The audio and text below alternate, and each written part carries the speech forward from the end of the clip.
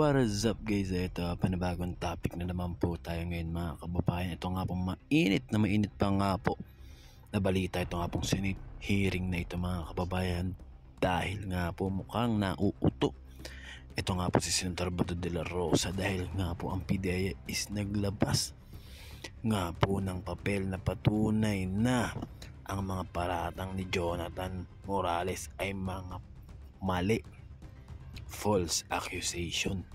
Mga kababayan, naglabas na ang PDEA. Samantalang ito naman pong si Senator Bato de la Rosa mukhang nadadali, mukhang nauuto mga kababayan. Bakit ba, Jonathan Morales at ng iyong mga kampi, pilit nyong ibinabato ang mga kamalian nyo dati, ang mga ginawa nyong katarantaduhan dati? Ngayon ibinabato nyong pilit sa administrasyon natin kay Pangulong Bongbong Marcos. Bakit ba ganon? Ano ba ang gusto nyong mangyari? Pinapaikot mo Morales sa mga tao, pero hindi ka uubra, mahuhuli at mahuhuli ka sa mga pinagsasabi mo. Wala kang kredibilidad.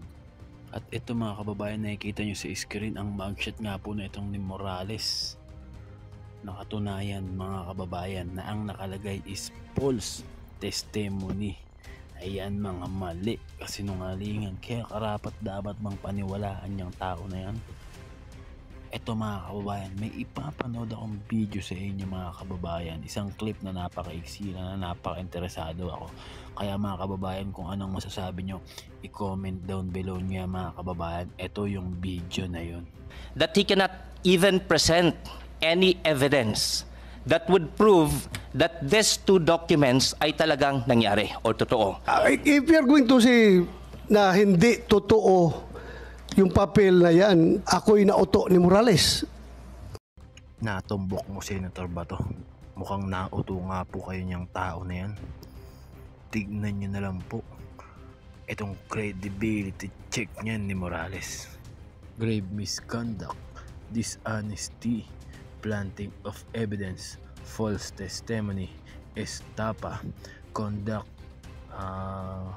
prejudicial to the best interest of the service, illegal arrest and extortion, overstaying as president of Parkwood Greens Executive Village. O diba, yan ba ang karapat dapat ni paniwalaan? Ika nga ni President Bongbong Marcos.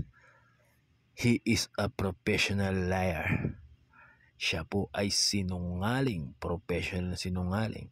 Para nga daw siyang jukebox king na pag hinulugan mo nga po ay kakanta at kakanta kahit mali-mali na ang lyrics.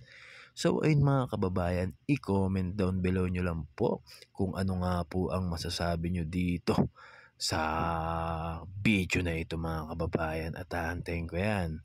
And mga kababayan, ingat lagi. God bless us all. Thank you.